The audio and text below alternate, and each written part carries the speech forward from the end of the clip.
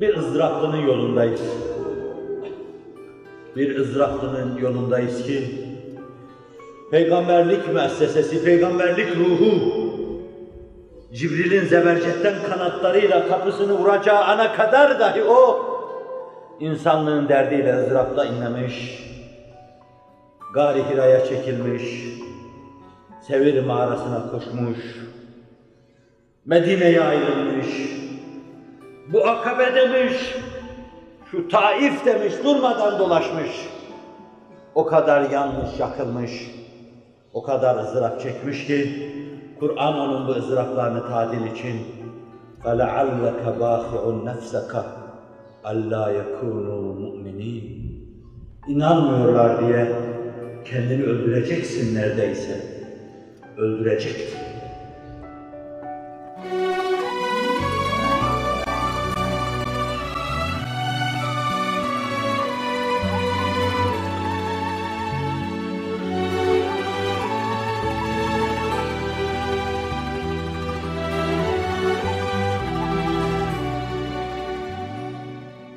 Burada bir te'dip vardı, bir itap vardı. Allah'la onun arasında böyle bir itap olabilir. Ağzım kurusun, Kur'an'ın ona hitap ettiğini ben söyleyemem. Bana göre onda iltifat vardı. Allah ona diyordu ki, ey benim canım, Habibim, sevgilim, kendine bu kadar eziyet etme. Sen tebliğle mükellefsin. İnandırma Allah'a aittir. İnneke lâ tehdî men ahbebt.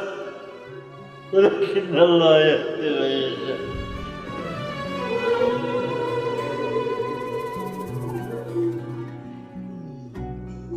Sen istediğini hidayet edemezsin. Kalpleri açamazsın. O kilitleri çözemezsin. İmanı duyuramazsın. Evet ya Rabbi. Ben de 50 senelik aczimle bunun noktalandığını görüyorum. فَلَعَلَّكَ بَاخِعُ نَفْسَكَ أَلَّا يَكُونُوا مُؤْمِنِينَ İnanmıyorlar diye ızdıraptan boğulacaksın. Hüzünden boğulacaksın.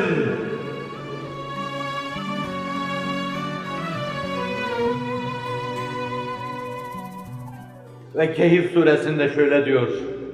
فَلَعَلَّكَ بَاخِعُ نَفْسَكَ عَلَى آثَارِهِمْ اِنْ لَمْ يُؤْمِنُوا بِهَذَا الْحَد۪يثِ أَسَفًا Neredeyse kendini intihar edeceksin esefinden, üzüntünden.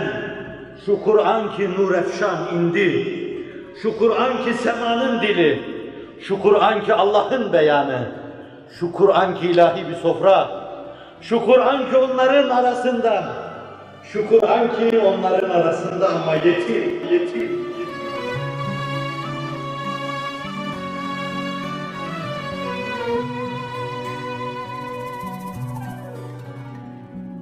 Canım çıksın, yetim.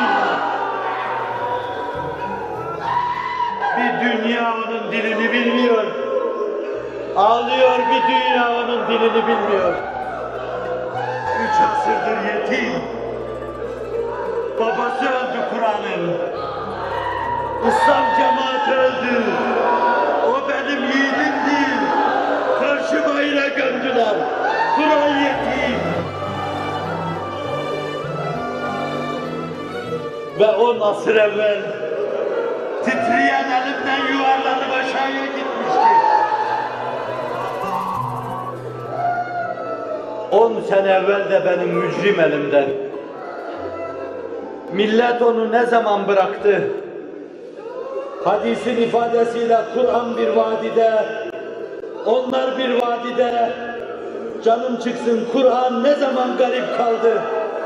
Onu bilemeyeceğim ama bir hezeyanla, bir çılgınlıkla 10 sene evvel o benim elimden fırlayıp sizin sinelerinize çarptı. Bir dalga kırana çarpmıştır inşallah.